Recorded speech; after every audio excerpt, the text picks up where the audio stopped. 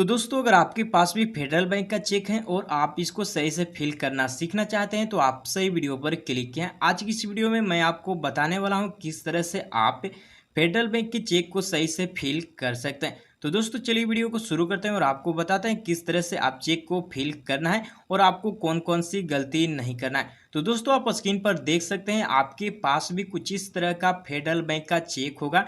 यहाँ पर दोस्तों आपको सबसे फर्स्ट में देखने के लिए मिलता है आपका DDMMYYY। यहाँ पर आपको अपना डेट को फिल करना है चेक पर। तो यहाँ पर आपको देखने के लिए मिलता है वैलिड फॉर 3 मंथ ओनली, यानी कि आप यहाँ पर जिस डेट को यहाँ पर लिखते हैं उस डेट से अगले 3 मंथ के डेट तक आपका ये चेक जो है वो वैलिड रहता है।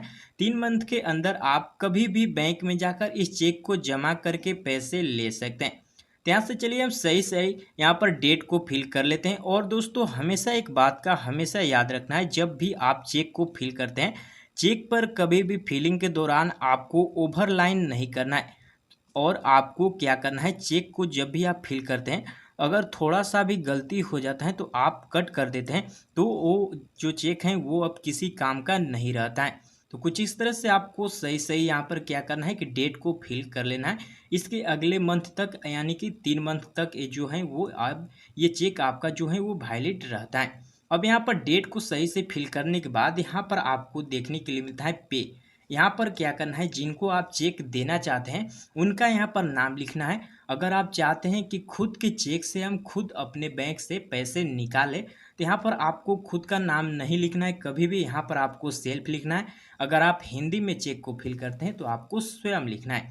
तो हम यहाँ पर क्या है कि किसी को चेक देना चाहते हैं तो यहाँ से हम उनका नाम लिखेंगे। तो चलिए यहाँ से हम सही सही से नाम लिखते लेते हैं। यहाँ से आप चाहे तो यहाँ पर छोटे अक्षरों में भी भर सकते हैं या तो आप कैपिटल अक्षरों में भी यहाँ पर फिल कर सकते हैं चेक को।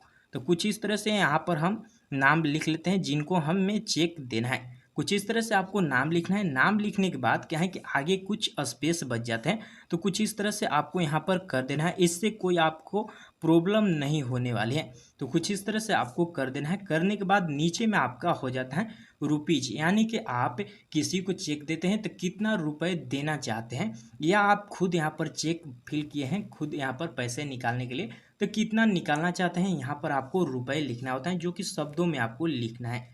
तो यहाँ से कुछ इस तरह से हमें क्या है 50,000 रुपये किसी को देना है, तो यहाँ से हम लिखेंगे 50,000 रुपीज ओनली। तो यहाँ से चलिए हम सही से फिल कर लेते हैं। तो कुछ इस तरह से आपको जब भी चेक को फिल करना है तो थोड़ा सा समय यहाँ पर अधिक देना है। कुछ इस तरह से आपको सही सही से फिल करना है। थोड़ी सी भी अगर गलती हो जाती है तो आपकी जो चेक यहाँ पर है वो आपकी रिजेक्ट हो जाती हैं। तो कुछ इस तरह से क्या है कि हम सही से फिल कर लेते हैं। तो कुछ इस तरह से आपको थोड़ा सा यहाँ पर वेट करना होता है। कुछ इस तरह से यहाँ पर सही सही से थोड़ा सा समय अधिक दीजिए जब भी आप चेक को फिल करते हैं।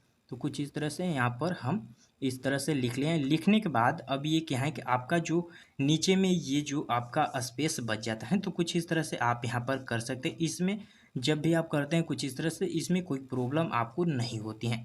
अब यहाँ पर आप शब्दों में लिख दिए तो यहाँ से आपको अंकों में भी लिख देना है। तो कुछ इस तरह से यहाँ पर हम 50,000 रुपये लिख देते हैं।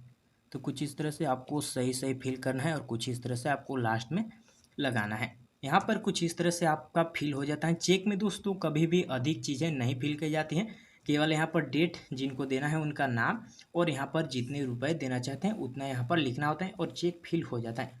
और दोस्तों चेक यहाँ पर फिल होने के बाद सबसे जो आपकी इम्पोर्टेंट होती है चेक में वो आपका हो जाता है सिग्नेचर।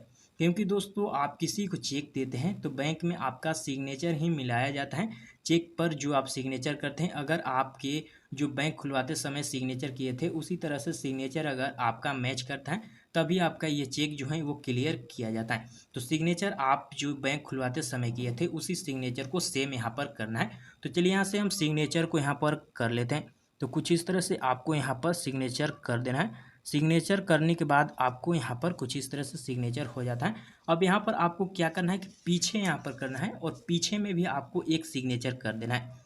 क्योंकि क्या होता है कि जब आपके आगे का सिग्नेचर जो है वो थोड़े बहुत डिसमैच होते हैं तो आपका पीछे का भी सिग्नेचर मिलाया जाता है।